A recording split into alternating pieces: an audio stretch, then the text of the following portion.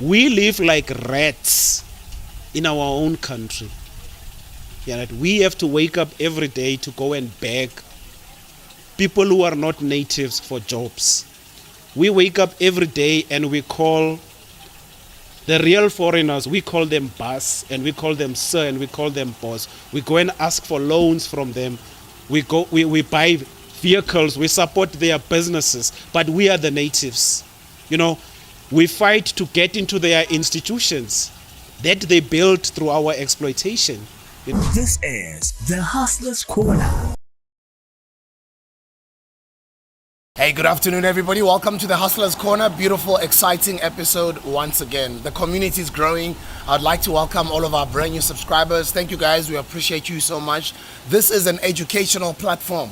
So a lot of the people that I'll keep on inviting from time to time, myself and God Paniel, will be people that are going to come here and educate us or just share a conversation that I think we might learn a thing or two from them, just like we've been learning from a whole lot of other guests as well. So remember, we drop episodes 3 times a week.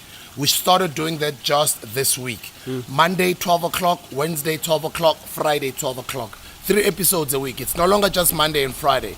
Monday is just me and Paniel, virtual Mkuku, and then Wednesday there's a guest, and Friday there's also a guest. Go to that like button, click that like button on the count of 1, 2, 3. Let's go. Click that shop sign, and then the subscription button as well. Click. Thank you so much, and don't forget to switch on that notification bell so that it lets you know when there is a brand new video that's just been dropped, just like right now. I'd like to welcome my brother, Mr. Veli Mbele.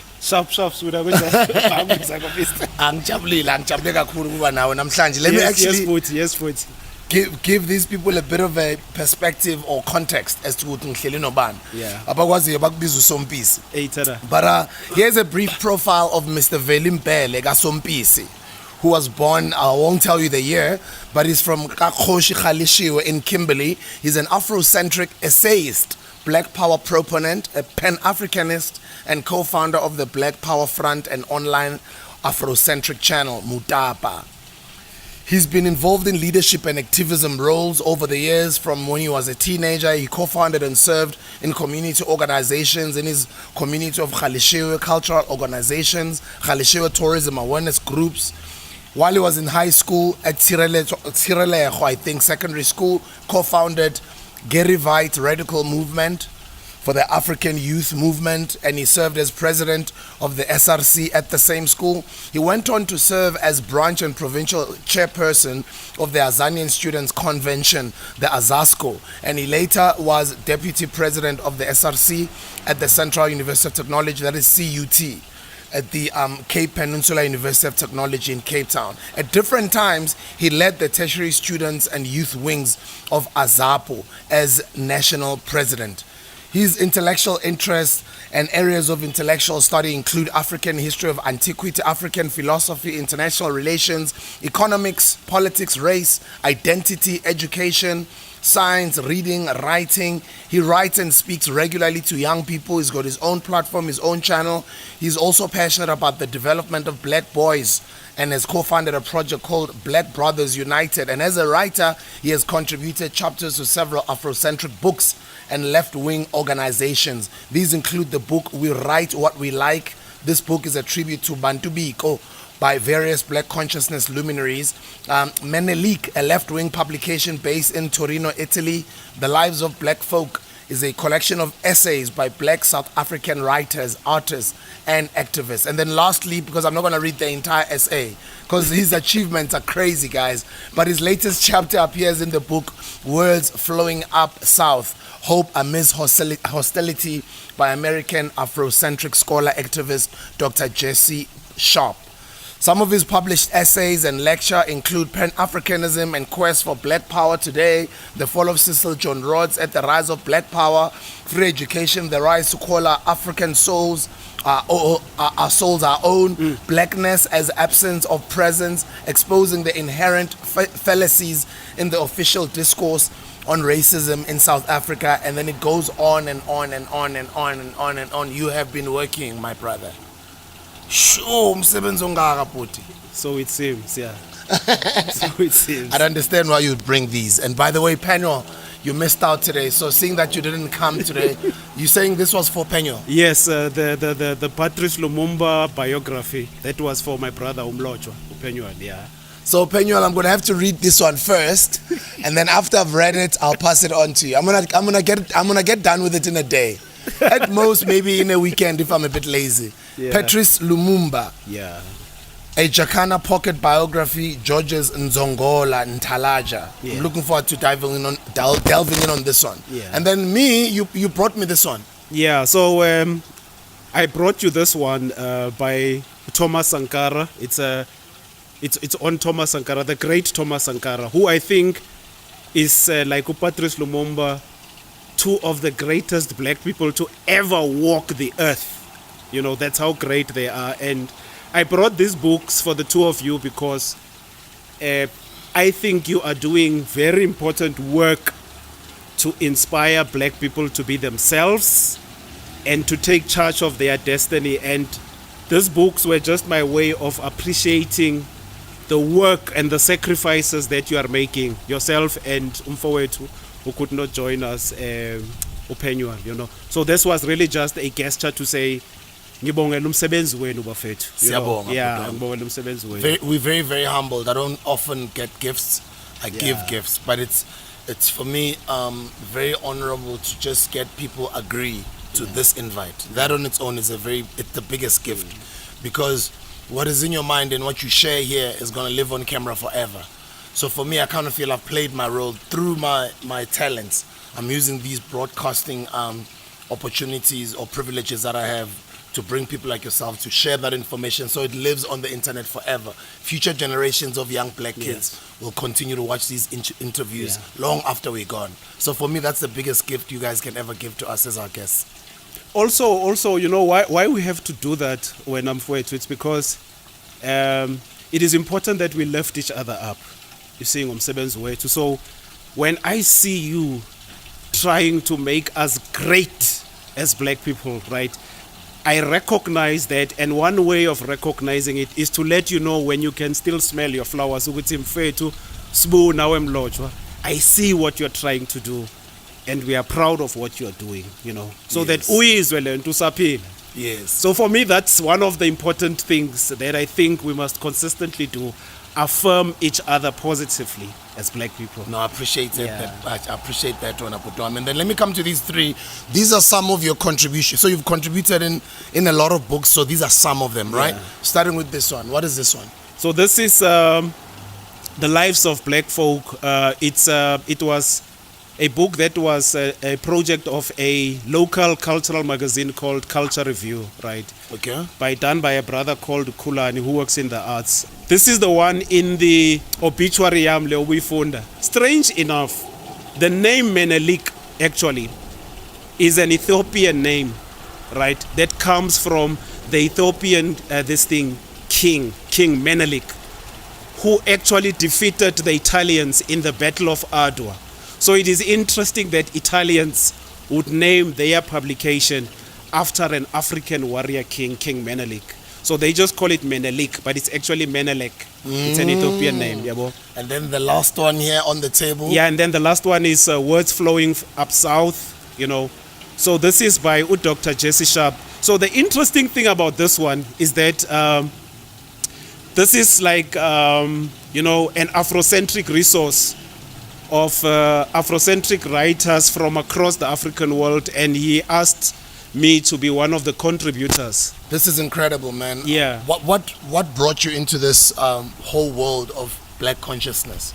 When I would interview somebody who's on radio, I would usually say, may so rest in peace, the great Bob Mabena. My first question, if you watch that interview, it's actually on the AZASCO corner. The first question would be, when did the radio bug bite you? Yeah. When did you what is that spark? I remember asking even Andile Mkotamo when he was here the last time.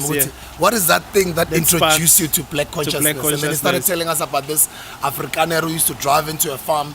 When he was 13 years old, this man would say, open the gate, and he would open the gate when the white man's van is coming. And then he says, this man said, yeah, he said, no, thank you, or something like that. And it's like, yeah, V, expecting him to say, yeah, boss. Yeah, boss, he says yeah. that's when it started. And then this man chased him. He didn't want to say that. And he was irritated by the fact that he chased him. And then after that, there was just that hostility. And then the guy went on to kill some people in his community.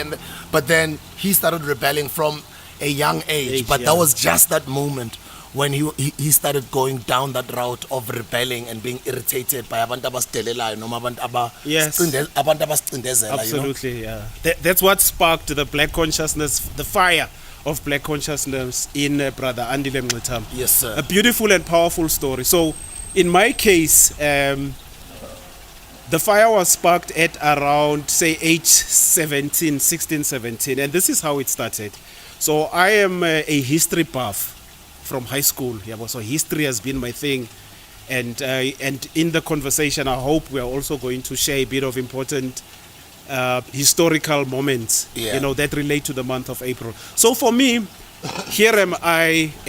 So mina ngiyilezi that went to school ngesikhathi bekunamo standard this and standard that. Yabona. Same here, yeah. Grades. Above Form 1, Form 2. Form 1, Form 2. Yabona. So when I was in standard 7, I discover something in our history textbooks, that the manner in which Africans and African leaders are portrayed in our history textbooks, they are always portrayed in a clumsy, disrespectful way, So when you look at the picture in our history textbooks, they don't look respectable.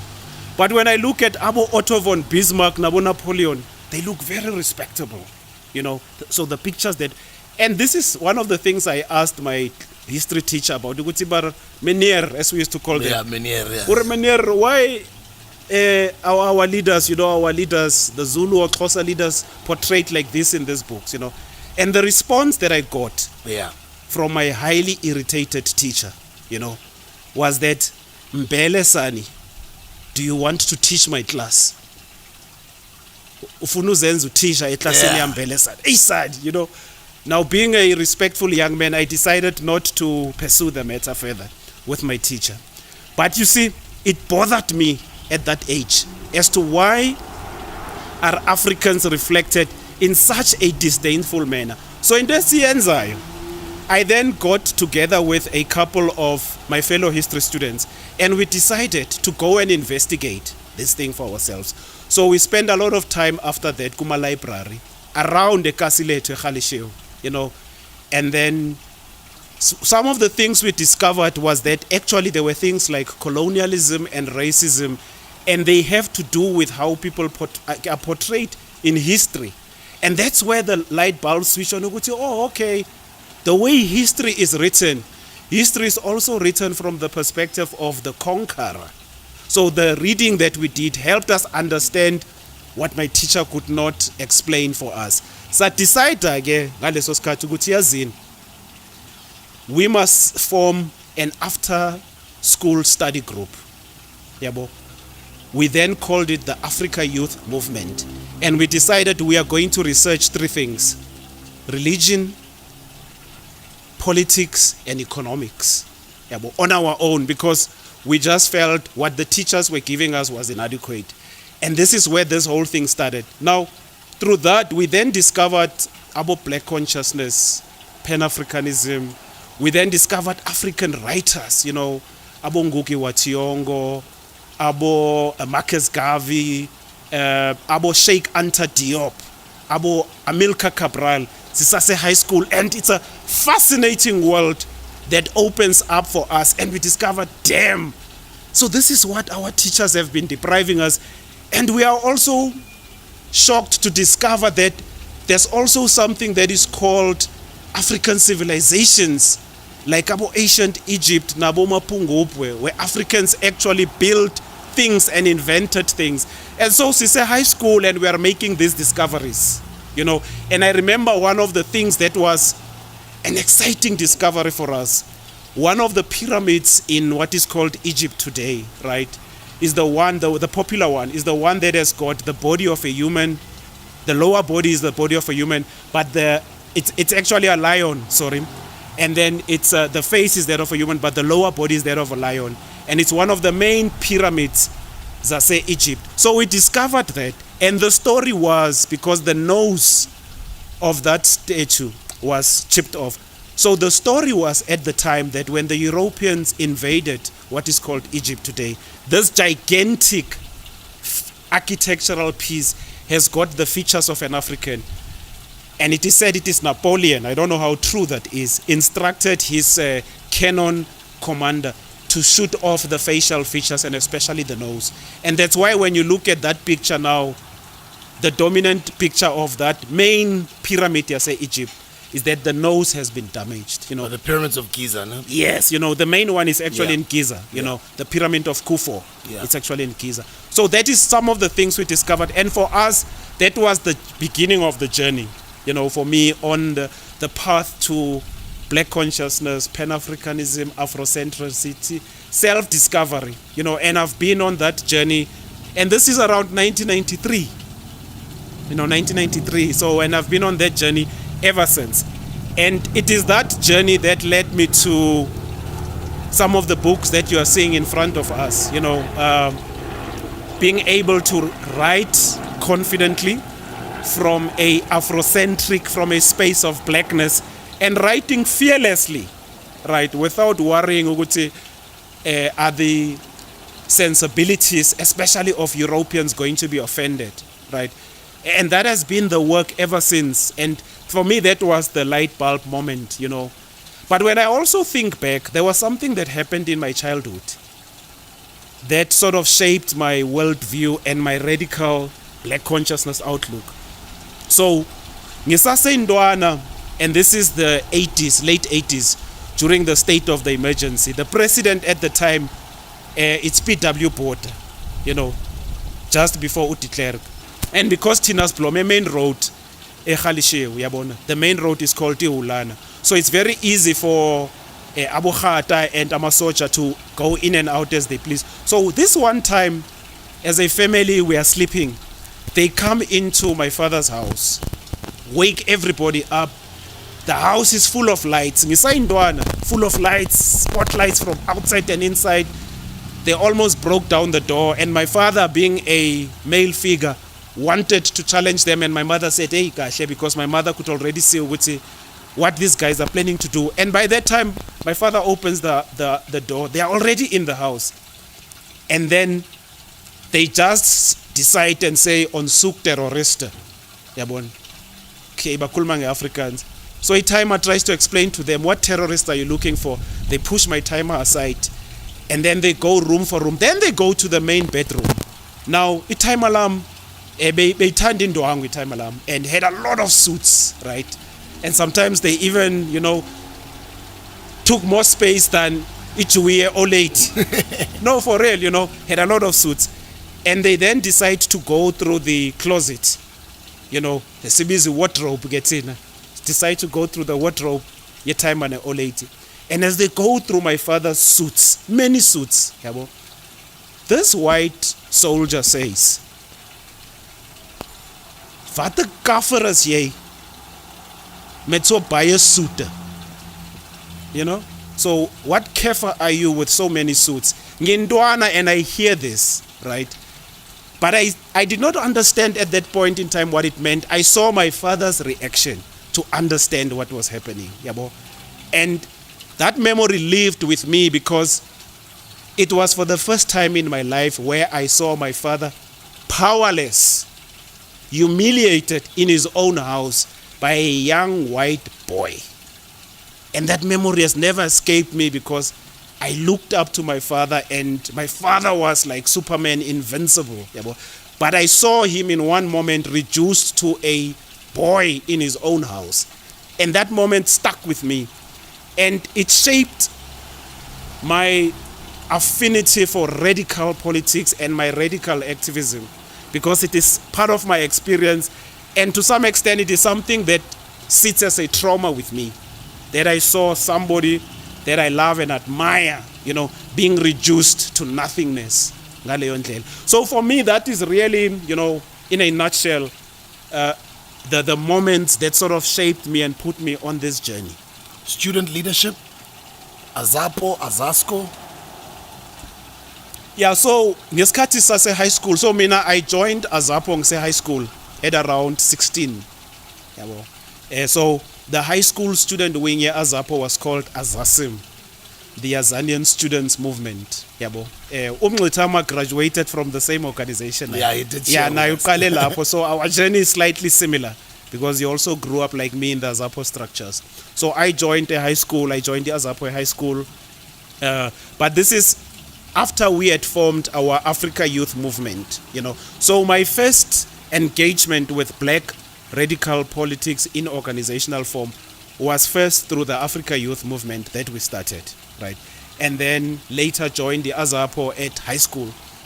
And then through AZAPO, then, became SRC president, like you said. And then from there, had to go to Iteshar, yabo.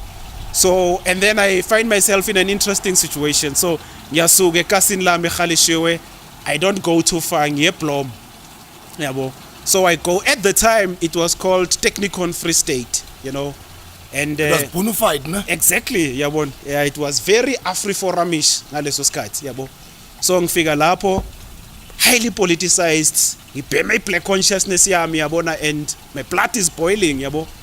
And to be honest, I had very little interest in Uguya Eskela.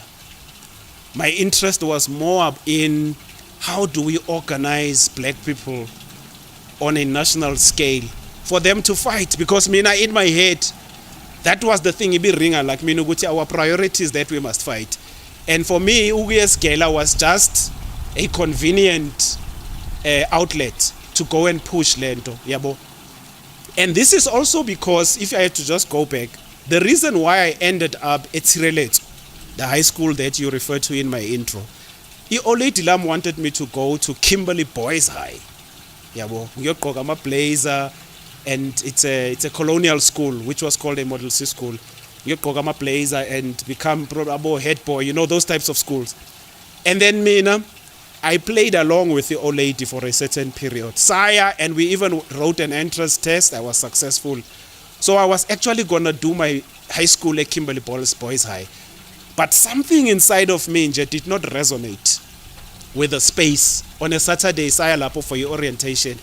And then I clandestinely enrolled myself at Tsireletso without telling the old lady in a time alarm. And then what I then did, the old lady already went to buy me the very expensive blazer, the uniform yakhona.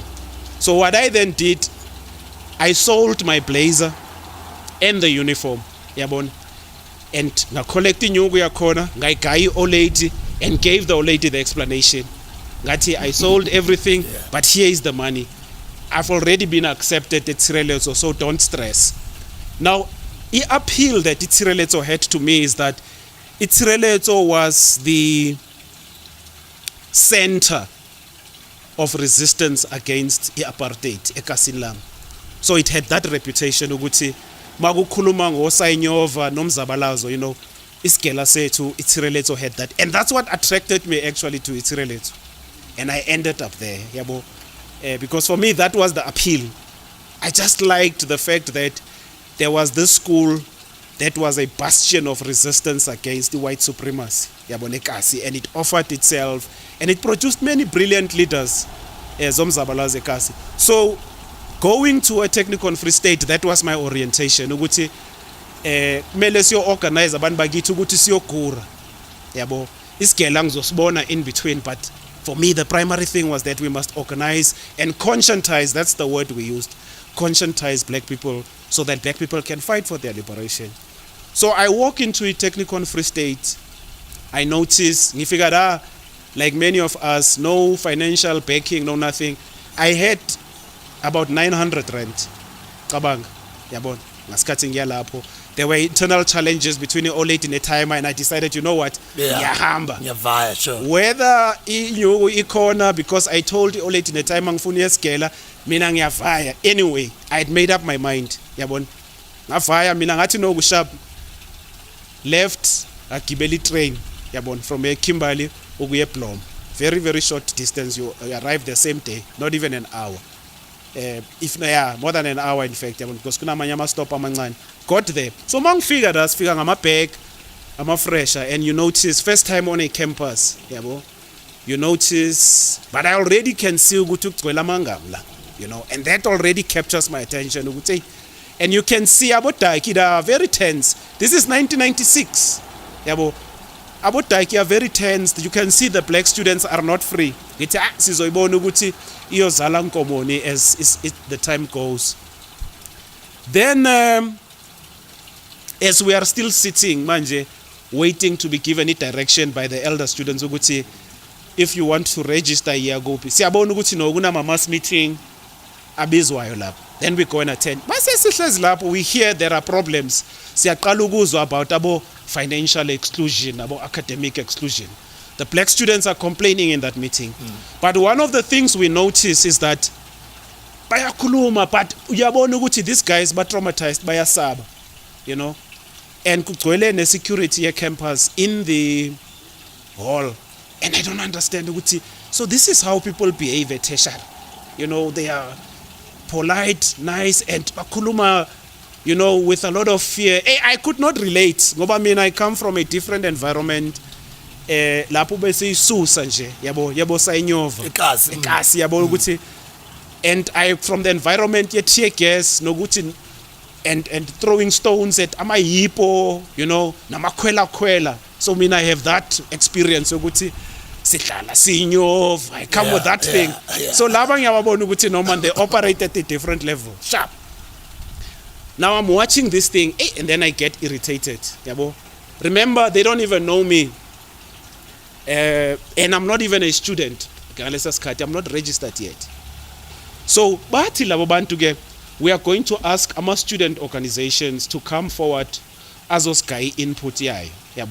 So, when you join the AZAPO high school, it's AZASIM. Maufige tertiary, it's AZASCO, the Zanian Students Convention. So, I'm waiting for somebody from AZASCO to go up. There's nobody going up. So ngiye lapho kubone ngithi no man sibizana towers yabo, ngithi no man towers, somebody has to go there yabo. I then decide ngithi no awuthi ngiye la yabo, and then I go up. So I go up there, and so kune out from the one student organization called AZASCO, the guy speaks yabo. So make khuluma lapho,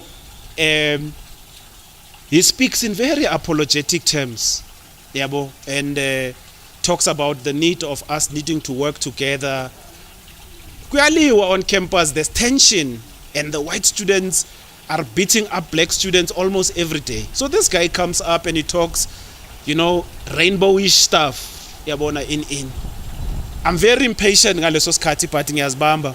Kufika enye out ye PASO, the student wing of the PAC. Robert Ndaba naye out yasekasini lami yabona. Then he comes, so he pushes a different line yabona ukuthi we must organize and we must resist, we can't accept this. Pushes a line ngithi okay unguys team, and then mina ke I follow as the last one yabona.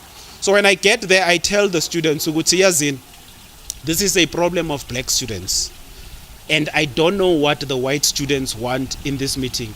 So you had a strange situation where the white SRC sits in the meetings of black students, as if, you see that thing that brother Andile Mutapa spoke about of Yabas. Oh, so you watched that interview? Yes. Oh, thank you. Yeah. So you had this young boy who's a boss who sits in those meetings. Was expecting to be glorified. Yeah, and told about. So that's the, and I notice, reading. Then I decide to go see the first thing before I made my input. This white boy who's in here must get out. Yeah, this white boy who's in here, must get out of this meeting. And if he decides to stay, we can't guarantee his safety. Yeah. So Gwaba turns for a couple of seconds. And we understand. Exactly. Yeah. So there was a moment where everybody froze and wanted to see Uguchiguzo Wenzagalani. Izosoga or what's going to happen. And then, tense as it was, Lendwana Yengamla then decides to take Antarochiake SRC Ngama Blazer to get out. And the hall erupted. So that was our year, 196. Fighting, very little studying, to be honest. Fighting. And then it became clear also that we became persona non grata on campus, that a lot of other things could happen to us because there was a group called the Technikon Studentenbond, which was specializing in physically penal beating black students after hours. And they almost killed one black fellow. And we then had to arrange ukuthi siphume res ngayo plomekasi ePhameng for security reasons. Bangitshela ukuthi ama comrade ukuthi uzokhawateka ngayo plomekasi. I had to go and rent a back room ePhameng yabo for safety reasons. Ngiye campus and sometimes I had to wear disguise. Ukungena ecampusini ngigqoke engathi ngimate yabona in and out of the campus because I was one of those people who was wanted. Now it was clear that I was not going to succeed kuleso scale. By the time ngiyedladleni, I already got some phone call or a letter directly from the rector's office ukuthi your son must not come back to school next year. I then had to make an arrangement to move to another campus yabo.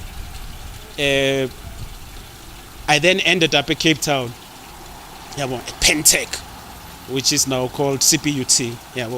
So ngifika lapho, a totally different environment. Politically, atmosphere was not like that because it was an all-black campus. So I still pushed my student activism nalapho, but obviously the environment was different. So there was no need for any physical confrontation with white students, as it were ngaleso sikhathi. So ngesikhathi we were fighting at Free State Technikon, Pretoria Technikon, where TUT is now main campus, was also on fire. Those were the two campuses in 1996 where black students were physically fighting with white students because white students were organizing themselves.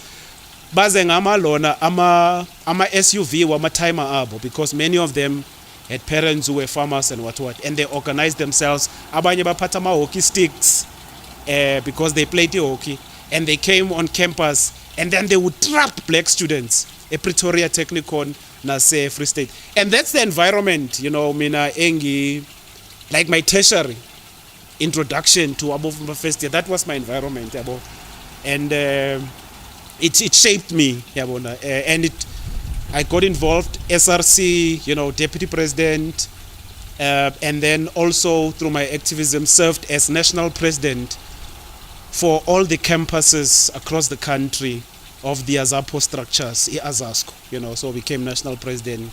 And so that was part and parcel of my student activism in a nutshell. Wow, what an interesting student's journey. And a lot of us actually, these things start from being a student from campus. I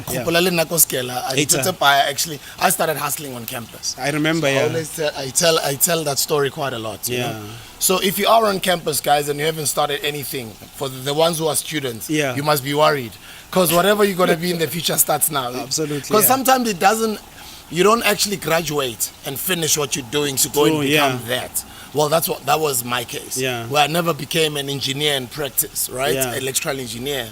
I mean, I'm doing this now, But then there was the PAC, there was AZAPO, and then there was the ANC. The other day, there were very interesting conversations here where he was even unpacking, but no, the ANC that you know now, at some point, ANC was not accepting white members. It was PAC that was strictly black, ANC that was strictly black, and what I would like to know from Mina is the ideologies, especially back then, and how did AZAPO differ from the PAC's ideologies and the ANC? So and it's an interesting thing. So AZAPO draws its genesis from Steve Biko, so, and incidentally, this month it's the commemoration of the founding of both AZAPO and the PAC, April. Oh wow! They were founded in April. The PAC in 1959, Orlando, Aluta. So it's an important moment. The struggle continues. And AZAPO in 1978, also in April. So this month it also commemorates those two anniversaries. So AZAPO draws its inspiration from Steve Biko, right? The Black consciousness philosophy and stuff. Now, to understand it, it's also important to read Steve Biko himself, right, as the overall leader and founder of the Black Consciousness Movement, it's also important to understand his thinking as it relates to the PAC and the ANC, which were the older liberation movement. So if you look at Steve Biko's writings, Steve Biko, the student leader, they had studied both the documents of the PAC and the ANC, right? And having studied those documents, they then made their own determination. And part of their determination was also drawn from their wide research, because they were also influenced by the thinking of people like Frantz Fanon. But also the Black Power movement in the US had a big influence also on the thinking of the Black Consciousness Movement, Abo Steve Biko. So they drew a lot from the Black Power movement. Even umculo Nina Simone, right, Young, Gifted and Black, was an integral part of the culture within the Black Consciousness Movement, Abo Steve Biko. So for them, they were more drawn to the radical outlook of blackness and asserting your blackness, right? But also the other distinguishing factor with them was that their thinking was that there was no value in negotiating with the system of whiteness or even with white people, and that black people had to organize themselves exclusively as a racially distinct group, you know. So that was really their orientation, and this is why one of their policies when they were founded as the Black Consciousness Movement, AZASCO, they had a policy position that stated that membership shall be open to black people only. It was a policy position. Membership shall be open to black people only. So what distinguishes them, for instance, from organizations like the ANC, they did not believe in a multiracial approach. You know, they believed that black people were more than capable of leading their own struggle. But where it actually comes from, and this is the interesting thing, the founding leaders of the ANC Youth League, Ubabu Anton Lempete, Muziwake, Nobabu AP Mda, are actually in historical sequence, right? The people who sort of like planted the seeds for radical black consciousness and radical Pan-Africanism. That's and if you go and study the founding policies of the ANC Youth League, you know, they are some of the most advanced and the most radical, the most black conscious documents. So Abo Steve Biko, in my view, are sort of a continuation of the radical tradition yabo babu Muziwake Lempete nabo APMDA in a distinct organization which is called the Black Consciousness Movement. So AZAPO then draws from that heritage of Black Consciousness, Yabo Steve Biko, as a continuation, you know, and it then bases itself on Black consciousness, the concepts of Black power, Black pride, and most importantly, Black people leading their own struggle and not believing multiracialism.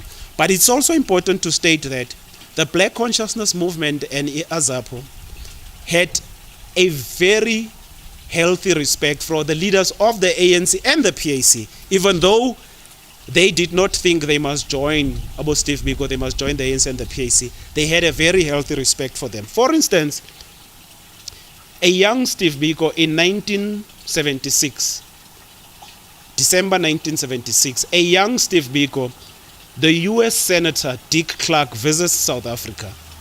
A young Steve Biko picks up that Dick Clark is in South Africa.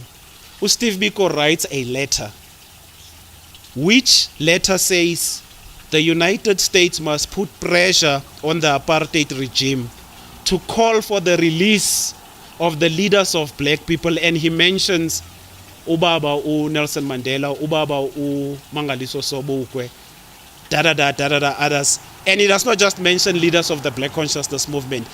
He does that, he's in his 20s, and he engages in international relations with another government on behalf of black people, a 20-something-year-old. Here's another important thing. The arrangements for the funeral service, Kababu Mangolotso Sobukwe, the leadership here AZAPO played a big role. in the arrangement of the funeral service Kaba Mangaliso Sobukwe in 1978. You know, so the point that I'm making is that even though Abo Steve Biko, right, and the subsequent generation that formed the AZAPO decided to form their own distinct organization, their attitude towards organizations like the ANC and the PAC was that of respect. And unfortunately, it was not always reciprocated, especially from the ANC side, because there was one unfortunate thing that happened in the history of especially AZAPO and ANC, where there was a rumor that was circulated by ANC people that Steve Biko is a CIA agent, right? And that fueled a bloody conflict between members of AZAPO and the ANC. At the time, they were using the cloak of the UDF, you know. So Gwaliwa, and people died as a result of that type of messaging and you know, misleading of people, you know. So people died as a result of that. So you had that, and you also had, I mean, especially Maubuya, I still struggle to say Ekurulen. If you are from the East End, so I mean, I talk of the East End, yeah, you would remember there was also this conflict at Togo's Masekatlehong. But there was, yeah, that was the IFP and the IFP, but there was also this one that was directed, the tribalistic, the Zulus, yeah, and the Xhosas. There was also this one that was directed at the PAC specifically. You understand? So they also suffered, and lezi zinto zobo necklacing, you know, Makasi, and then you had black people burning each other, you know, burning each other as sellouts, you know, impi. And in a number of cases, innocent black people were killed. Yabo. And this is why it worried me when I saw a reenactment of that with Elvis Nyati at Deep Slot recently, because I'm one of those who know that history, and I know how we have used violence against each other as black people, you know. And so when I saw that, it took me back to that, you know. So that is really how, if I want to just distinguish, you know, to your question about, you know, the thinking here as AZAPO and how it distinguished itself from organizations like our PAC, NABO. But also, remember, AZAPO also adopted certain things that were pioneered by the PAC, like the concept of the name Azania, right? It is the PAC that, you know, popularized and institutionalized the name Azania. So AZAPO and the Black Consciousness Movement adopted it, you know. And again, I'm trying to make the point about the attitude that organizations like AZAPO had, you know, that they did not look at PAC or ANC as part of the enemy camp. You know, they looked at them as part and parcel of the camp, black liberation struggle. The politics of today, your opinion on what's going on in the country currently?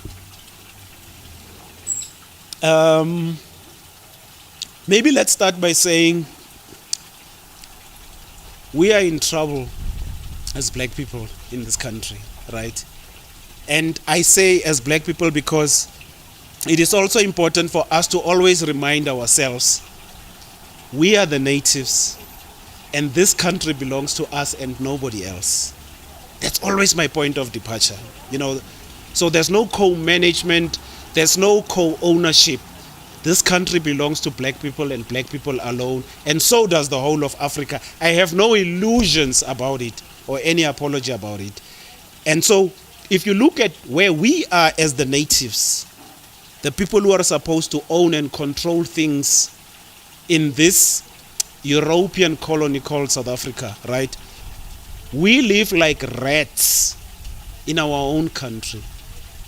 Yeah, right? We have to wake up every day to go and beg people who are not natives for jobs. We wake up every day and we call the real foreigners, we call them boss, and we call them sir, and we call them boss. We go and ask for loans from them. We buy vehicles, we support their businesses, but we are the natives. You know, we fight to get into their institutions that they built through our exploitation. You know, we have absolutely no institutions that we can call our own. We control the talk shop called Parliament.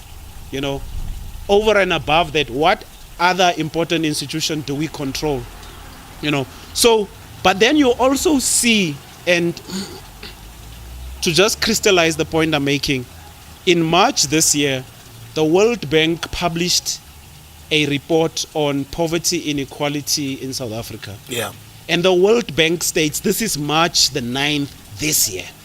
Kusho World Bank. The World Bank says over 80% of the financial assets in South Africa are in the hands of less than 10% of the population that constitutes the minority in this country. So that's over 80%. Of the main financial assets of South Africa are in the hands of less than 10% of the population. That is in 2022. That's what the World Bank says. Now, because this is the month of freedom in this country, the question that report forces people like me and you to ask is, what freedom are we celebrating?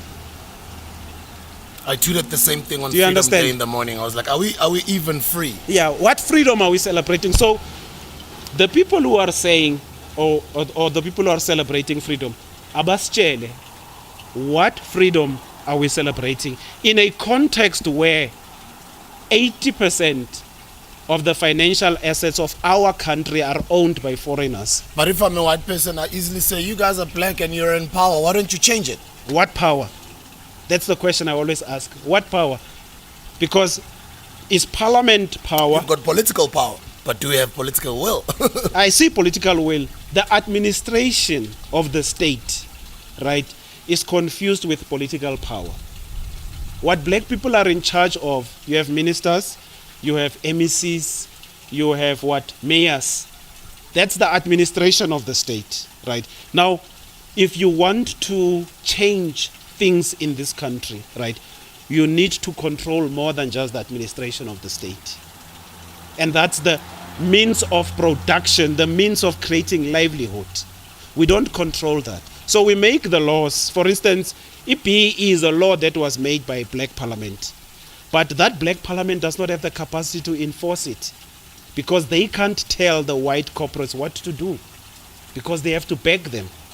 Now, it makes you question what political power has to beg, right, the ones who have the economy. And what is power about that political power? Because if it can't translate into us, for instance, owning land and property freely, of what value is it? Because when people say we've got political power, in tangible terms, what does it mean? Does it just mean the capacity to write laws? So for me, power, just like when you look at the freedom, power is when you have the capacity to change your reality. But we do have that power. Why don't we change it? You understand? So because you see, it also has to do with, do we have the mental orientation to do that? I think we don't have. And one of our biggest problems, like Ubabu Hadebe said, KZN, Sisababelu. I also think we should not burden the ANC with something that they are not designed for, which is repossessing our land. If you study throughout the history of the ANC, right, repossessing land and giving it to black people was never central to the existence of the ANC. The South African National Natives Congress, right, which later becomes the ANC, how do they respond to that? They send a delegation to England to go and complain that the union was constituted without their involvement or their consultation. To go and complain, they made what was called deputations, right, to the British Crown, to say that they were not involved, and if you go and read the text of their actual deputation, they refer to themselves as the loyal subjects of His Majesty. Right. So I argue that if you study the orientation and the history of the ANC throughout, the issue of land and it being repossessed and being given to black people does not appear as a central feature of their existence. And because if you look at their politics throughout, their politics have always been about either being integrated into the structures that the colonials have created or coexistence with them. That is my reading of that history, And the reason why the PAC was formed, in fact, this was the central issue. Because central to the formation of the PAC is the adoption of the Freedom Charter, and in particular the clause that says South Africa belongs to all who live in it. But all who live in it is not only just black people. Do you understand? That was the crux of the issue, because before 1955, the policy manifesto of the ANC Youth League said the land belongs to Africans and Africans alone. So the people who went to form the PAC came from that school of thought, the people who were called the Africanists, because they did not agree with the view that South Africa belongs to all who live in it. Because they know Europe belongs to Europeans, And this is why there's a slogan in the PAC: from Cape to Cairo, from Morocco to Madagascar, Africa is lethu. That's where it comes from. How do we get out of all this mess that we're in as black people?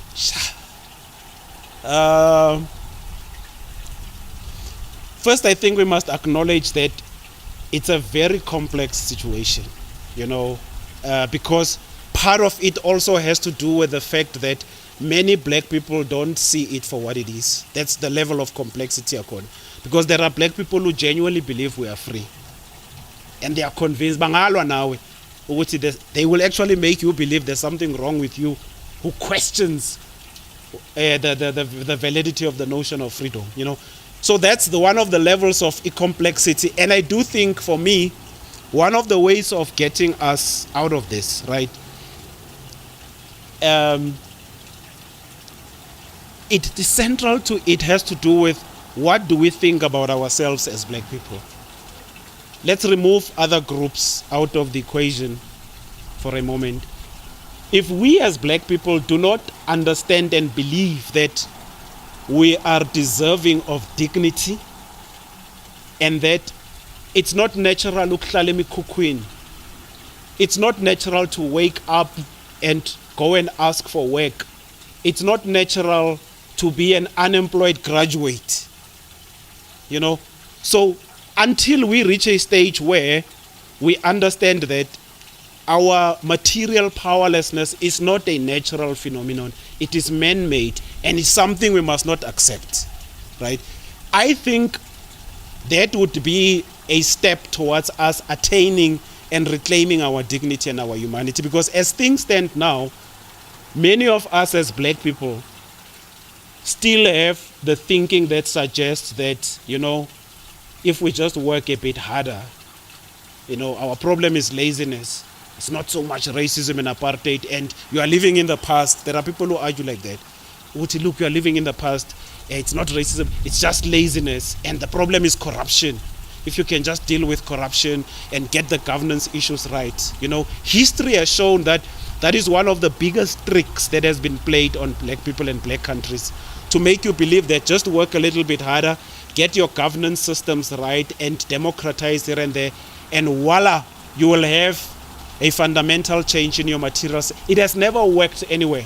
In fact, it has always been a strategy to manage the anger of black people and give them false hope, but also to entrench the mindset of celebrating one black person every 10 years who has made it to the master's table. And then that is measured as progress. But we don't look at where the group is. So we uphold these individuals. He's the first black CEO and there's a lot of media attention on this one individual. And that image dominates the minds of young black people, and everybody strives to be like this one guy or this one lady, and they get us focusing on that. I was telling somebody, and a lot of people disagreed with me, and I don't think they understood the point I was making. When our brother Usia Kolisi was made captain of the Springboks, so I wrote an essay, and I knew I was going to get this backlash, that I don't understand why we think it's something we must celebrate. That was my view. That I don't understand why we think it's something we must celebrate. And the argument I was making was that the co-option or the inclusion of black people in white created structures can't be progress for the rest of the group. Because the big issue here is not whether or not Siya Kolisi deserves it or whether he is talented. I was not questioning that. What I was questioning was the trick that continues to be played on us as black people, where one or two black people get promoted to sit at the master's table, and we get massaged by the media to celebrate that as progress and that we are making progress as a group. So when the material circumstances of abantu bakithi abahlala go Oliven, go Alexander, go Khayelitsha, go Mdantsane, until there is a material shift in the circumstances of those people, material shift, people stay in houses, not things that are examples of what a house should not be. Houses, proper houses, where there's proper space for you and your wife to talk away from the children and have privacy. Not a one room, which is a glorified pigsty, and then we call it a house. Where your children don't have privacy, you don't have privacy. Where your children can't even go and play in the street because of no space, we are living on top of each other. So until those circumstances change for the majority of black people in our country, right, celebrating me or you as an individual would have greater meaning if it is reflective of the condition in majority. Because they keep us in this trick of celebrating individuals. Because I see it even overseas, right? I was going to talk actually about the trick they played on us with Obama, right? It was the same trick. The thing they did with Kamala Harris, the current deputy president of the US, to also get to as part of anger management on the part of black people, and also as part of giving black people false hope that if she can make it, so this this mind-numbing motivational crap, if you can conceive it, you can achieve it, where they feed you those things, and they don't tell you there are structures that are designed to make sure that black people don't make it. Whether it's in the corporate, whether it's in academia. That's what we call real racism. Yeah, that's real racism. There are white cabals in universities, in the corporates, in sports, that sit before formal meetings and decide what the outcome of a meeting is going to be, even if the CEO of that meeting or the chair is a black person. So there are black people who don't understand that this is how that the system works.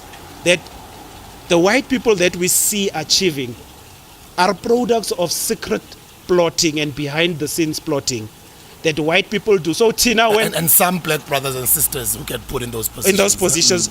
Because Bona, they get included on the basis to come and manage us. As you're saying, I understand. Bazos manage Bona. You understand? So one of the things, for instance, let's be practical. Tina, and also this usually offends about Mangringangai. While Tina, we spend our time and money conquering. Yabo? Bona, what do? They go to their farms.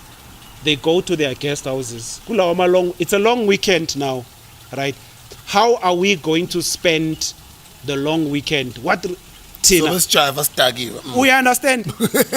So all I'm saying is that we'll be conquering, as you say. We'll be conquering. So pointing is that the mainstream politics are a country, right? And I say all political parties. I'm not just saying the ANC. All of them are the manner in which they are operating.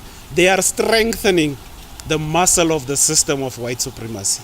I'll give you an example. What stops all the black political parties as we have them now, right, to organize black people in the way that AfriForum is organizing white people? All as one. Do you understand? That's what Do you understand? We are all different political parties just like at the Berlin conference when they made that decision to chop up Africa. Nazi as we are as political parties, we're still divided. It's like, can't we have just one big movement? Now, where black people come together, it doesn't matter whatever political party. Exactly. So that is part of the mindset again, Uguti, for our political parties, the black ones that exist, right?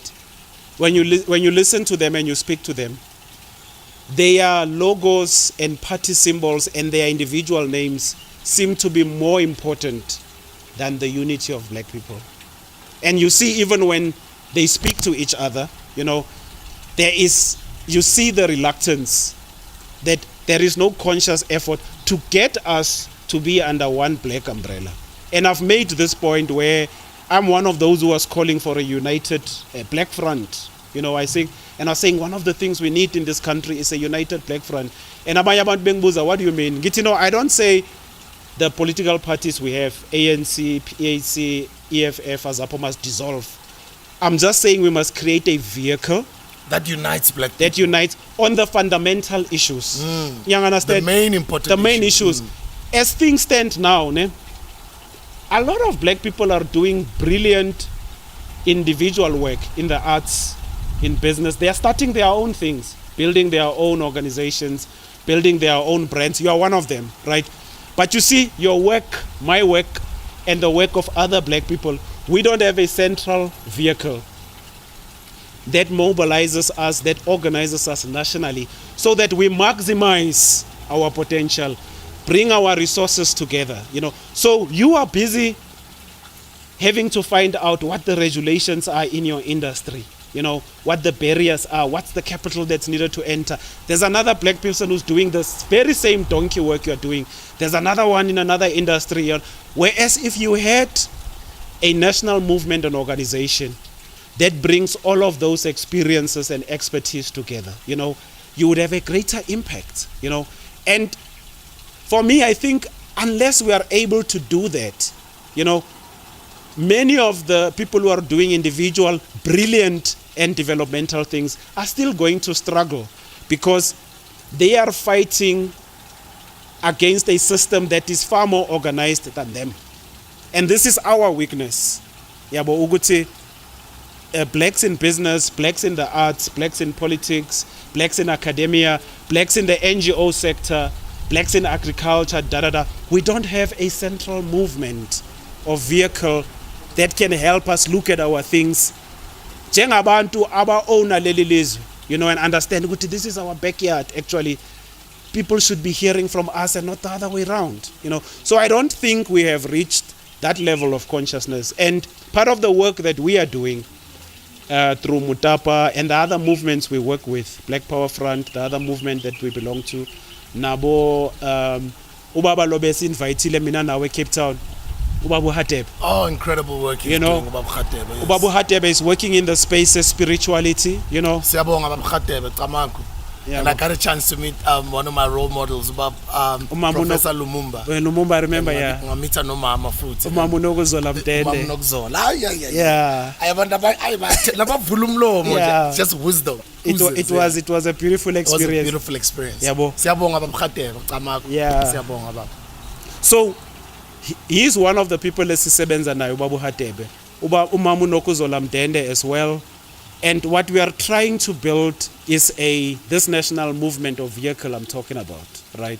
Where we get black people who sit at the same table, coming from different industries, if you like, or areas of activity, but they are saying, how do we elevate this race called Africans to operate at a higher level, where they have their own land, their own money, our own banks. We should not be shy and afraid to understand that we need to own our own insurance companies, our own banks, our own manufacturing plants. Do you understand? All of those things. I mean, the most simplest of things, we must be able to get a black person producing that. And for me, that is the thing that we should be striving for. And Ispaning is Chunayo Mina, with other people that I work, is geared towards at least cultivating the mindset towards that. But also a lot of the work that we do Mutapa, Black Power Front, Ebukhosini, African Hidden Voices, Ikamagu Institute lega Mamunoko Zolamdende, Africology Institute, Dr. Ngiti. The work that Ebukhosini about Dr. Bababuntu, yeah. Oh, we heard him the other day. Yeah. So the work that we are doing is geared towards us building bridges, building synergies, and trying to create this one table where we meet on the basis of blackness, not you belong to this and ethnic group or this political party, So you're saying like for example the podcast. Yeah. But seeing manje labantu ababaza lapha kuSbuda, are they saying kusho useless for being ukuthi ngivotele any political party mele ngenzeni? Ifuture yethu kusho ukuthi vele we are doomed. Yazi mina ngizothini ne umuntu mhlawumbe ona lo mbuzo lo ukuthi it's a layman in the street. Yeah, into ebalekile mase uhlangana ne-out mhlawumbe i-out ekubonayo like you ithi Sbuda ngikubone kule podcast kahle yini lenizama uyi-achieve la. I think the conversation that we should be having nomuntu omjalo, and you see the one thing we must also not do, Tina who think we are trying to push something, asiyeke ukubhathula abantu bakithi mentally ukufuna ukushaya abantu yabo, and want to tell people things because we want people to think we are intelligent or we are smart or we have all the answers. That is part of the problem. We must be prepared to make people see the reality for what it is, so that nomfethu olalele le podcast ohlele khoneni, we must make him understand ukuthi unless yena uyasukuma kulelo khona leyo aspanise umqondo wakhe, aspane nabantu abacabanga ngalendlela acabanga ngayo, and also puts in the work, ayikho into ezoshintsha. Okay, so so I mustn't look at it from kanjalo, from that level. I must look at it from my own individual small space. Wena la ukhona, and like what you guys are doing in space. And understand ukuthi wena unje uhleli kulelo khona lelo yabona, there is something you can contribute, and kumele sithole nje ukuthi yini mhlawumbe okwazi uyenza, but also let's understand what are the things that you are passionate about, so that uma sihlangana nawe sithi mfethu asispane singakufaki kwinto uthola ukuthi mhlambi akusinto encanyayo yabo, because that's the other mistake we make yabo. So kufana nalento yokugaya abantu ama t-shirt, but you don't do the hard work of empowering people with the mindset yokuthi bazimele, fishing on their own. It's like, do you understand? It's like the system of grants. I mean, I'm one of those people who are opposed against the system of grants. Well, maybe because of the type of person I'm a hustler. I believe in doing things for self. Sure. I don't.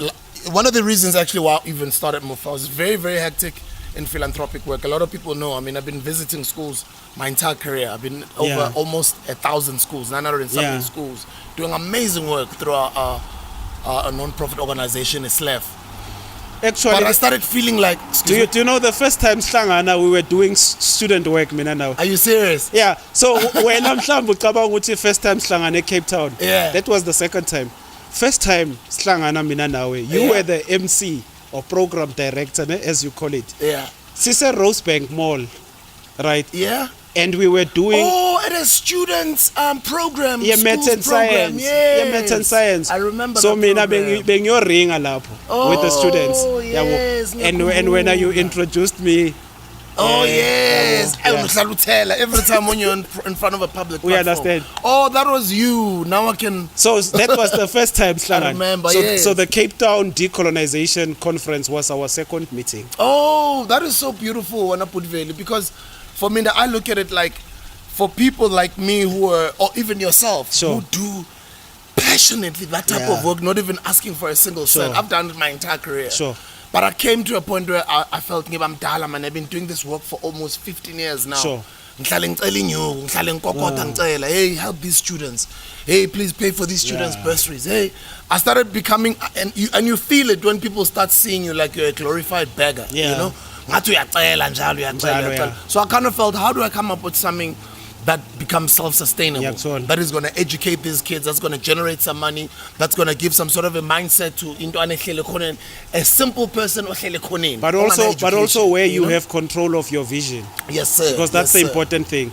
So when umuntu ama ideas, so one of the realizations you made was that it's important for you to also have the material means to control your ideas, because umuntu okayinyugo may also decide what happens to your idea. Exactly. Yeah. He who pays the bill calls the shots, right? They decide. Like Thomas Sankara says here, Thomas Sankara puts it in a similar way, Uti, he who feeds you controls you. And that's true. Yeah. And for me, now that's how I started evolving into business. I was like, you know what, let me go into business, but let me go do business that involves the ordinary person in the streets. But at the same time, it becomes a win-win, because if they win, I win. Your model, yeah. Thank you. I love your model. You know that model. I love your model, yeah. And a lot of people have been using that model. Okay, I mean, a wrong example I would use is people who would sell drugs. That's my corner, that's my block, that's your block. There's a supply who apply. I mean, that's my system with Mofire. Yeah. There's cash and carries that get supplied. People go pick it up from there.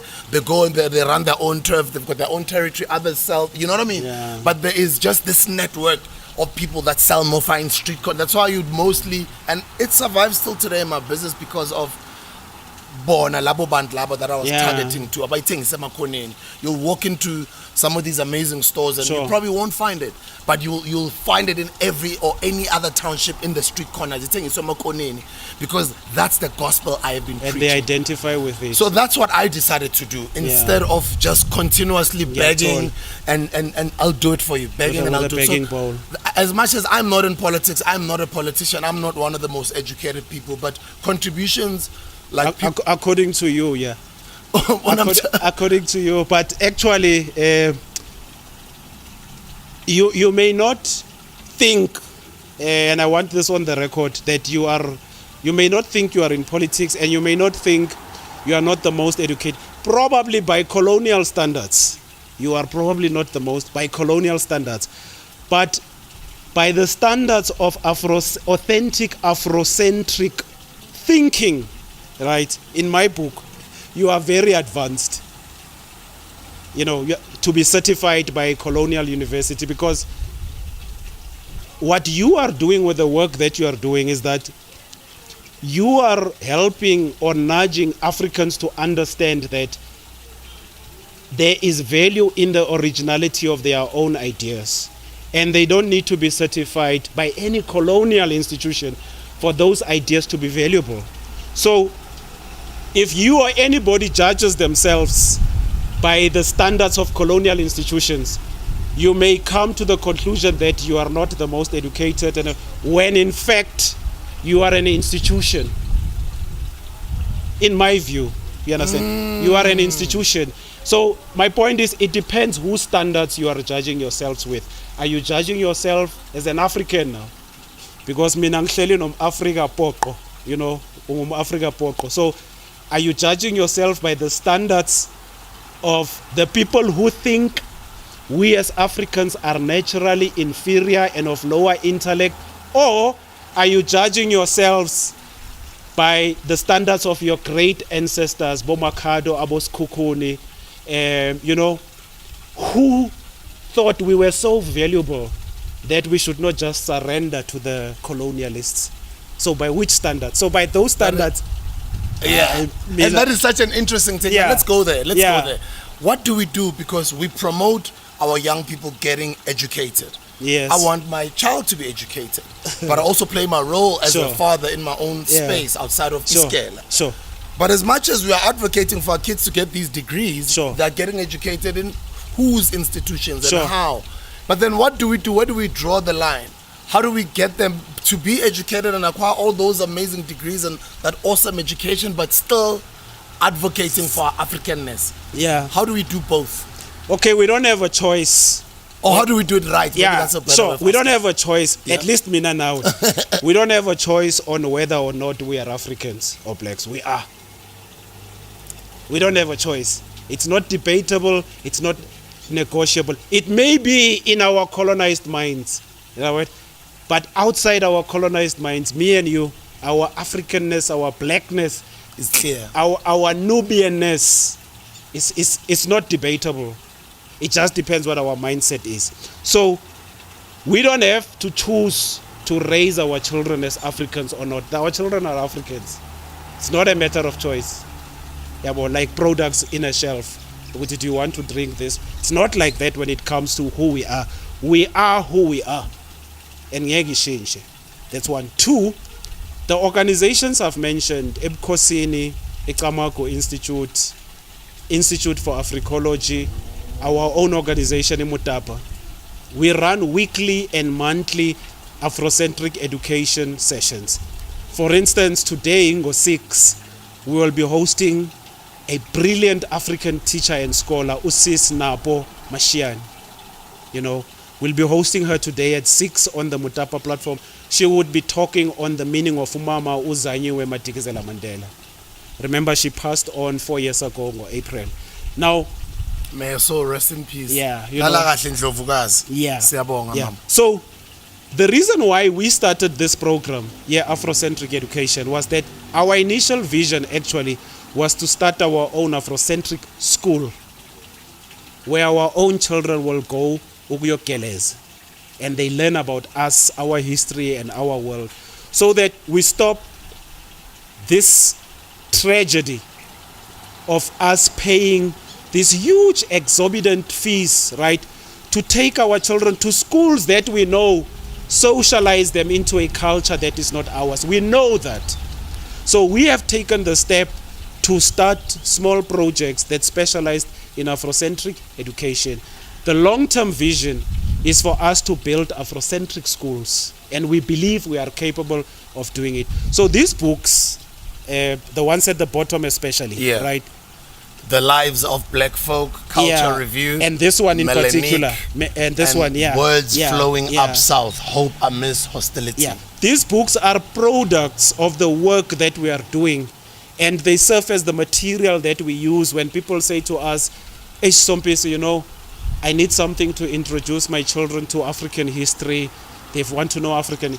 So we are developing the material, but we have a lot of work that we are also producing locally. So there is movement that is happening in that space, So the next step, there are people who are discussing, there are many Afrocentric schools.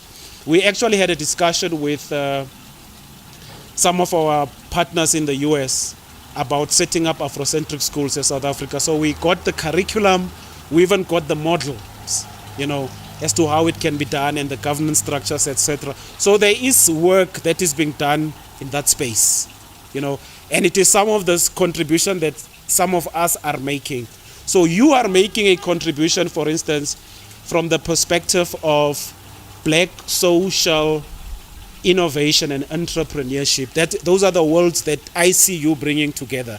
You are not just a typical textbook entrepreneur, but you also fuse your entrepreneurship with social innovation, right?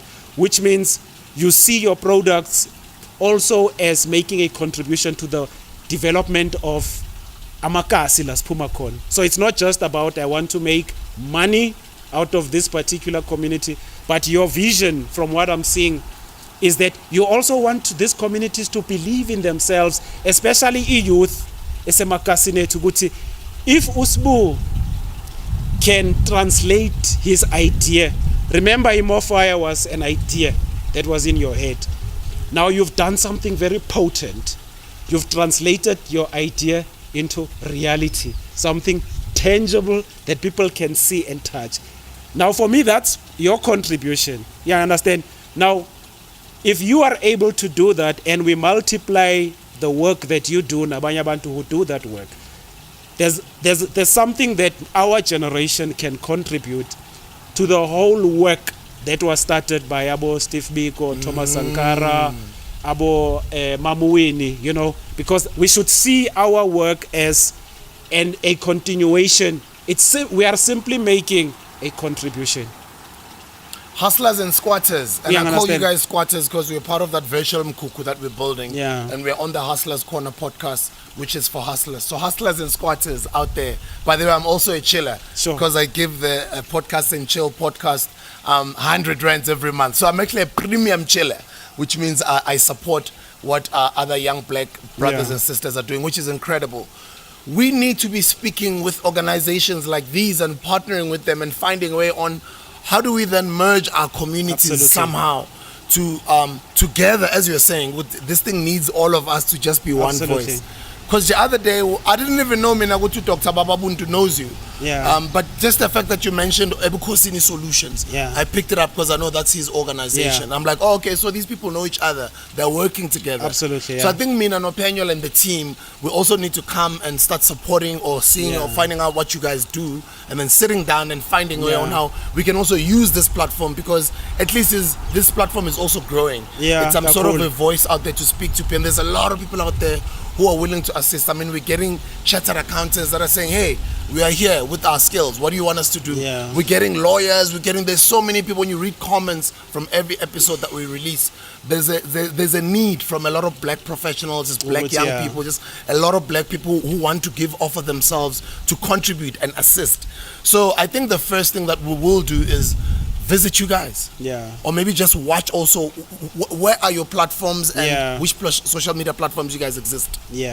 So the platforms are like the organizations I've called. So the platforms are Mutapa, so that's one of the social media platforms. Or Mutapa. So you just click Mutapa and then Isovela, and it will give you click Mutapa.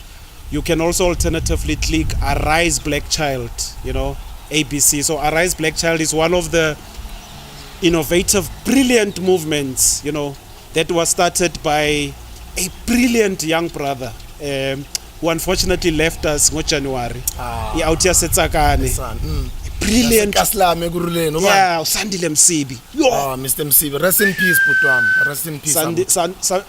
We will talk about Sandile Msibi and the work and the body of work that he built through the organization Arise Black Child.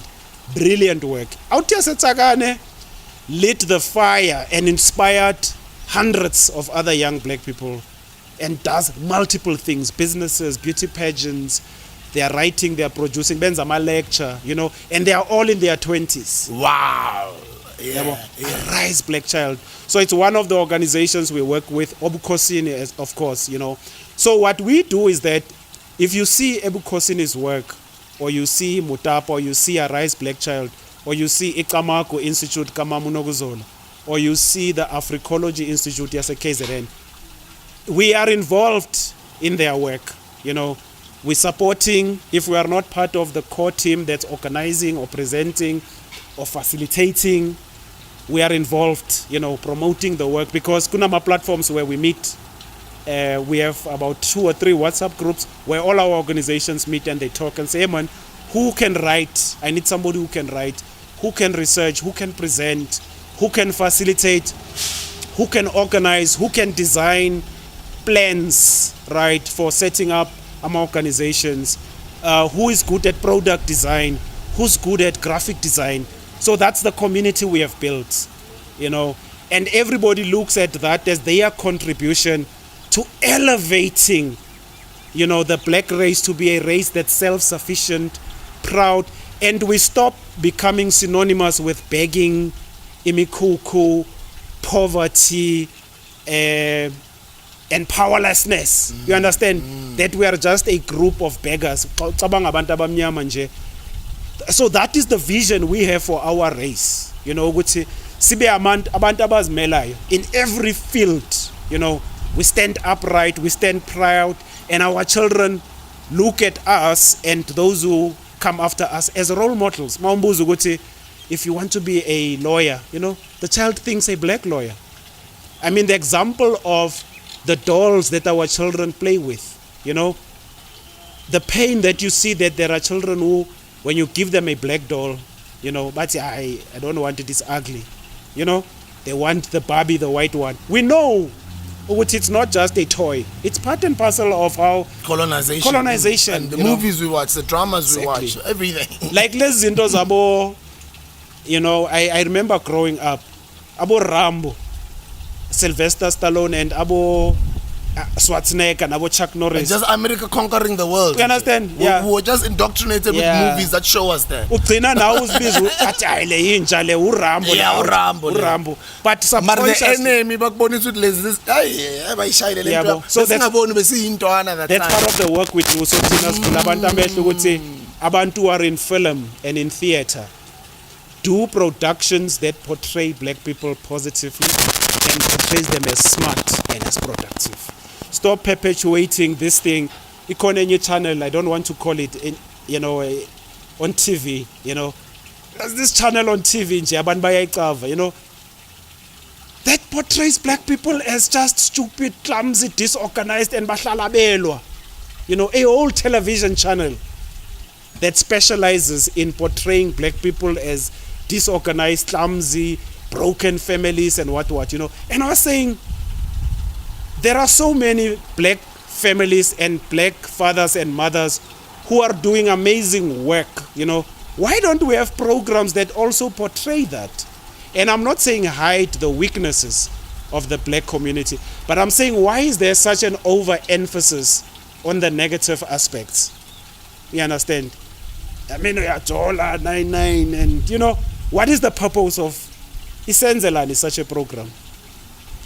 And is that the only thing we can come up with? We are $99, for instance, And is that what we want to continue, the messages we want to continue sending, How about programs that show people who are doing the work that you are doing, young black boys and girls, ama innovators, asekasi, who are designing stuff, and we get bombarded with those images, who are designing stuff, abahlala ma back room who are fixing computers, aba design ama drones emakasi. Where are the stories of those young black boys? The African calendar. Yeah. So, he made a brilliant input, Umkhulu, when he was here. And this is part of the work also at ANCYL when we say Afrocentric. And I think one of the things I thought I would do for us is to also break down this Afrocentric.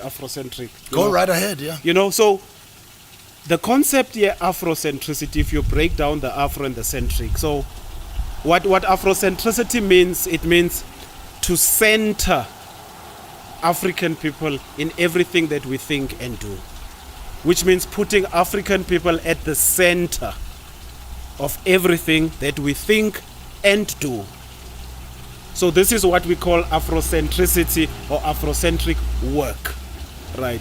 So your thinking and your actions are from an Afrocentric perspective.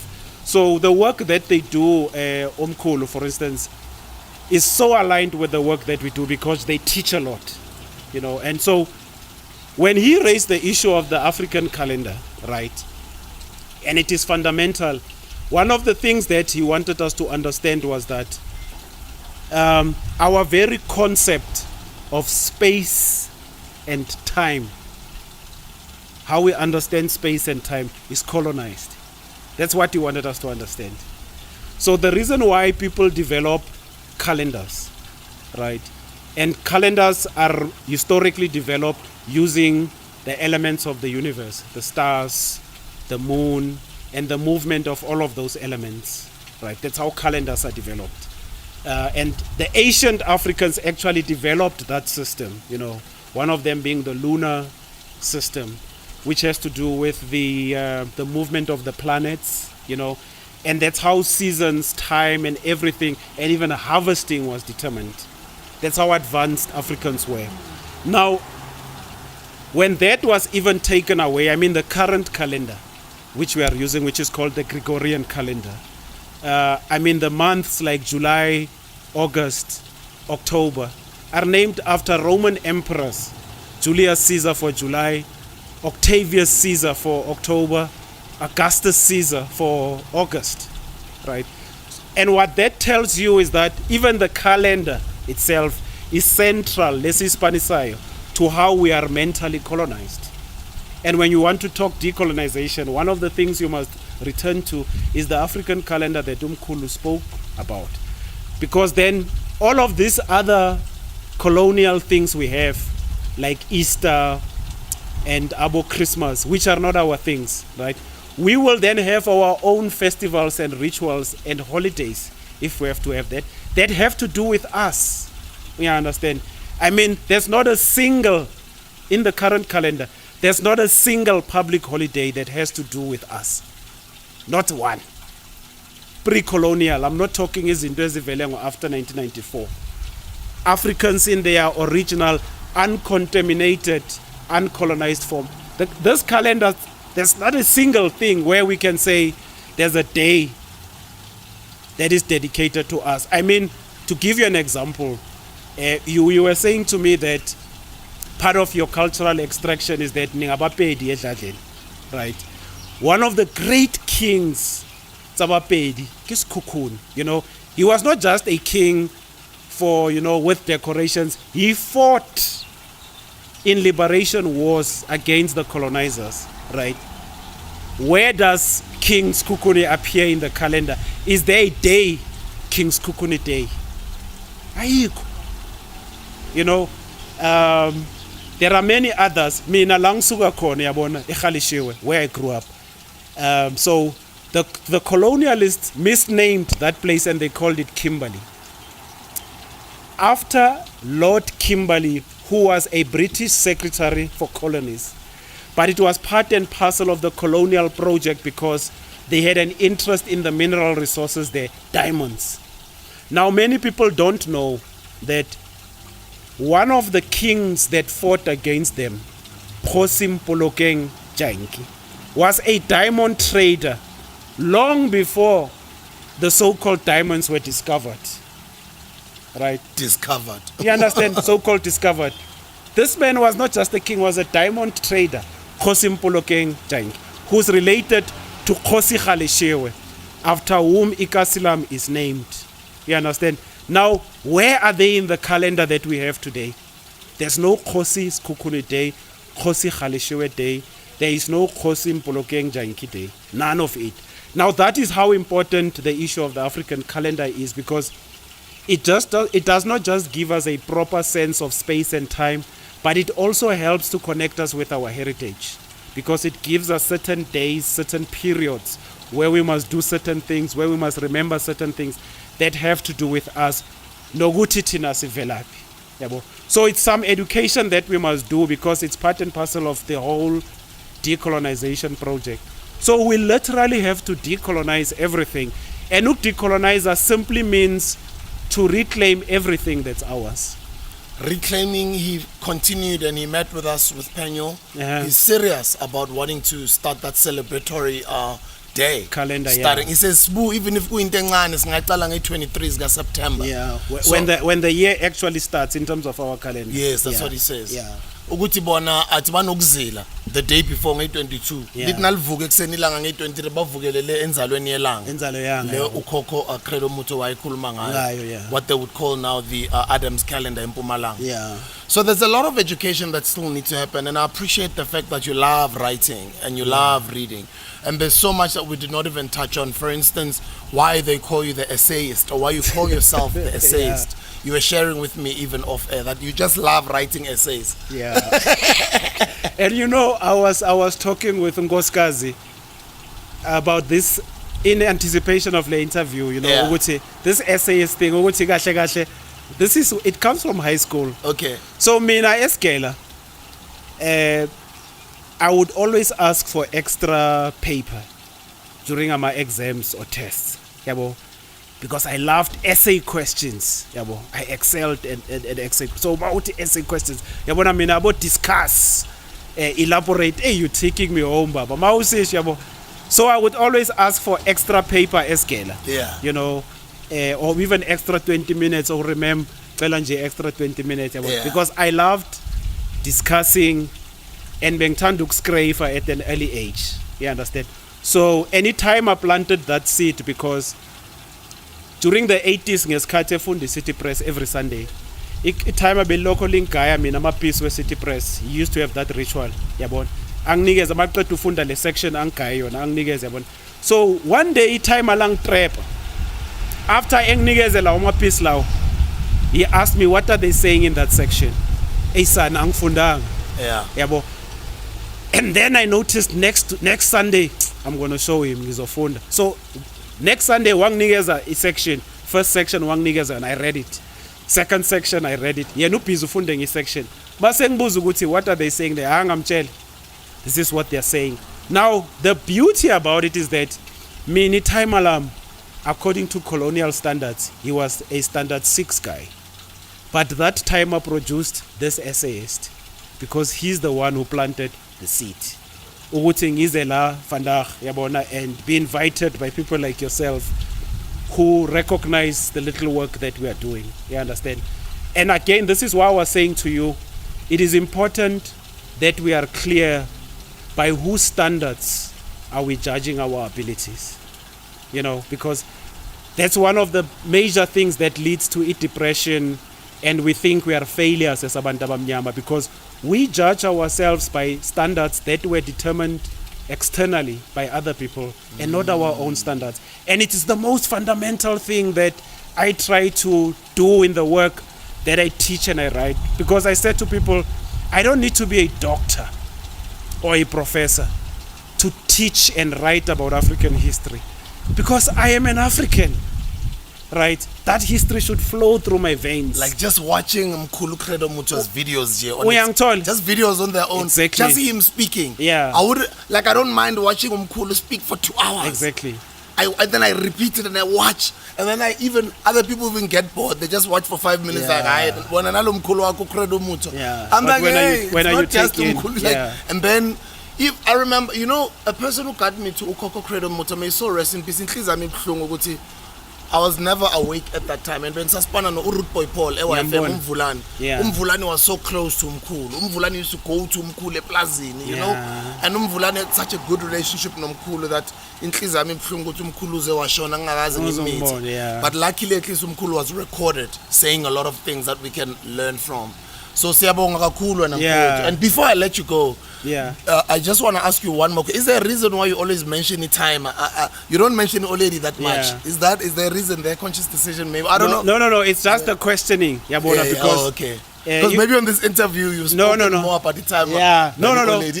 Definitely not, because the thing is also you would need another 2 hours if singakhuluma nge-Oloiti, because in terms of my development and my makeup, they made distinct contributions late in the time, and I always try to honor each of them in their own space of time, because they've made such significant contributions. So lady as well, equally, we would need another 2 hours lady, except to tell you that my emotional intelligence, right, is credit to lady lam. Ezinye izinto ungathi timer, but my emotional intelligence and this thing of believing in affirming another person and always trying to convey positive words and messages to another person, that is my mother's teaching. So I may not have mentioned the Oledi Lam, but the gifts that I brought you, no Mkhulu Umlocho, something that I was taught by my mother. I get it. So all I'm saying to you is that, yes, I did not mention it lady, but if you look at my attributes and my personality makeup, lady appeal. Oh, I know. No, we'd love to have you back, and we're looking forward to visiting you guys. Yeah. We love what you're doing. And thank you. And I love the connection. I don't want to call it a coincidence. Oh, okay. Asisebenze ngama coincidence. The Gavi colors. So amanyange abantu abakhulu whispered in my ear and in your ear ukuthi, when we converge today, we are going to converge on the basis of these Gavi colors. And guys, it's not like we spoke. I didn't know what he was gonna wear. I just put on this t-shirt today, but exactly as he's saying, about Pansi who were like, hey. They conspired. Thank you, sir. More fire. Guys, we're on a, I don't want to say a war, but I love this awakening that is happening all over the world. And from time to time, as much as this platform is educational, you guys know, but educational in all aspects. It can't just be only in entrepreneurship, as you guys have heard. Cool. We don't just bring abantu bazosifundisa la say khohla leyo mfundo bahamba nayo. No. That's why every other interview after that, you'll keep on hearing me referencing other interviews that we've had before. It shows that we remember what was said in certain interviews and that we are starting to practice some of those teachings. Certain things we take to go, interrogate them and research them some more so we know more. But we are learning. It's a long journey, it's a lifelong journey to learn. But I'm excited that today we got this 2 hours no put Veli and just as we close it, I'd like for you to recommend some books for some of our people out there, especially the younger ones who would like to start getting introduced into these black consciousness teachings or let me just say African teachings. I saw. Yeah. So I've got 2 books with me here, right? The 2 books, Abobaba Babili, who were central to the founding of the African National Congress Youth League. Yabona. So the first book ingwatiga babu Anton Lembede, Freedom in Our Lifetime, right? So I made the point earlier ngati, if you want to understand the radical thinking yabo Steve Biko nabo Sobukwe, the source is actually this man. The source is actually this Anton man. Lembede. Ubabu ya umuzi wake Lembede. You know? Throughout the ages, man has fought and struggled to free himself from one kind of serfdom or another. This history is well known. It is the story of Europe after French Revolution, of England after 1215, of South Africa after 1833, of Russia after 1917, of India, Egypt and Indonesia today. This is a quote from Anton Lembede, the first ANC Youth League president. But when a group of young political activists met in 1944 to launch the ANC Youth League, it included the nucleus of a remarkable generation of leaders: Nelson Mandela, Oliver Tambo, Walter Sisulu, Jordan Ngubane, Ellen Kuza, Albertina Sisulu, AP Mda, Den Tlome, and David Bupape. It was Anton Lembede, however, whom they chose as their first president. Lembede was known for his sharp intellect, fiery personality, and unwavering commitment to the struggle at hand. The son of a farm laborer, Lembede had worked tirelessly to put himself through school and then qualify as a lawyer. His untimely death in 1947, Lembede died at the age of 33 as well. Having a master's degree, and he was about to enroll for a doctorate. At 33? At 33. He sent a wave of grief through the Congress youth who had looked to him for moral and well as political leadership. Freedom in Our Lifetime acknowledges Lembede's early contribution to the freedom movement, in particular his passionate and eloquent articulation of the African-centered philosophy he called Africanism. Anton Lembede, Freedom in Our Lifetime. Thank you. So that's one recommendation. Okay. And then his companion, actually, so the guy he used to debate with, who succeeded him after his untimely death as president of the ANC Youth League, Ubaba Usolomzi Mda. They call him AP Mda. Itaima Liga Brazix. Oh, wow. Yeah. So we had to Brazix here the other day. You know. Oh, wow. Itaima like you can do AP Mda. Okay. So Ubaba AP Mda says something interesting. Before Ulembede goes and presents an idea, he test through a debate to check whether his argument was potent. Wow. So these are the 2 great men that I wish to recommend that our young people must read. So guys, let me just quickly go through this one at the back. You can do it at your own time, but maybe some of you guys who are lazy. To the class of 1944, the founders of the African National Congress Youth League includes a remarkable list of names: Nelson Mandela, Walter Sisulu, Oliver Tambo, Anton Lembede, and Ashby Peter, AP Mda. While much has been written on the others, relatively little attention has been paid to Mda, the Youth League president from 1947 to 1949, whom his peers regarded as the foremost intellectual and strategist of their generation. He was known for his passionate advocacy of African nationalism, guiding the ANC into militant forms of protest and pressing activists to consider turning to armed struggle in the early 1950s. In his late teens, Mda began leaving a rich written record.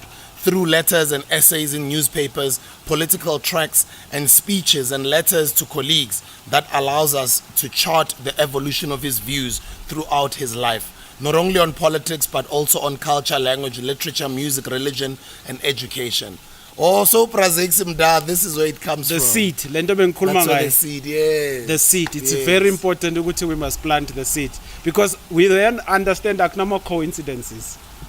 Plant the seed. And Afrocentricity teaches us that everything is connected. The European looks at human beings and the world as disconnected.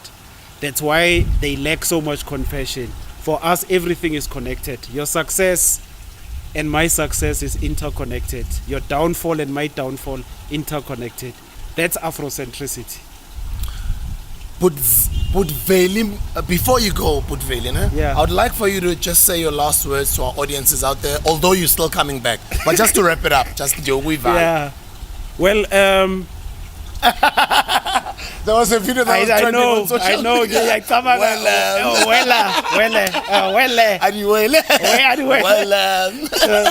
They say politicians before they lie. So, no, angithi mina nje Sbu mfethu ukuthi first thing where I must start is may this platform outlive you. Yabo. May this platform outlive you. Amanyange akhanyisele so that this platform becomes a monument. Right. It should outlive you, and we will do our best to support your work because we see your vision for our race as black people. So that's the first thing I want to say. The second thing is it is important that we must develop a culture as black people, especially like South Africa, a culture of lifting each other up, and we don't always have to necessarily give each other something in material form, but let's develop a culture where we affirm each other with positive words.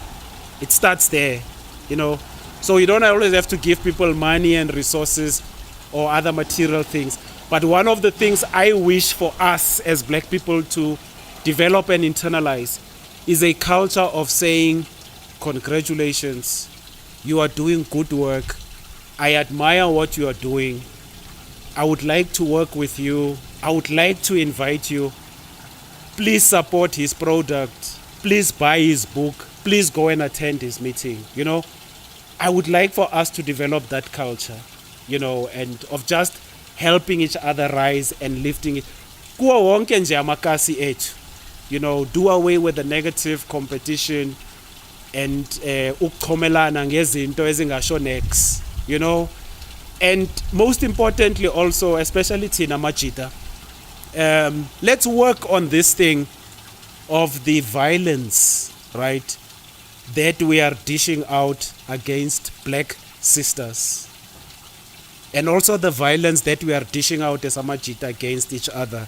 Because one of the big tragedies in your country is that the majority of the people who commit the crime of murder and the people who get murdered are young black men, And part of the work as part of this Black Brothers United project has to do with us trying to develop positive character amongst young black men, so amajita abafethu abancane emakasi ukuthi in spite of our circumstances, yes, kunzima, impilo inzima, but we must still try to be abantu abagrand, abantu abaphatha abanye, and especially thina siphatha negrand, So that's really the type of message I would want to leave us with, Sure.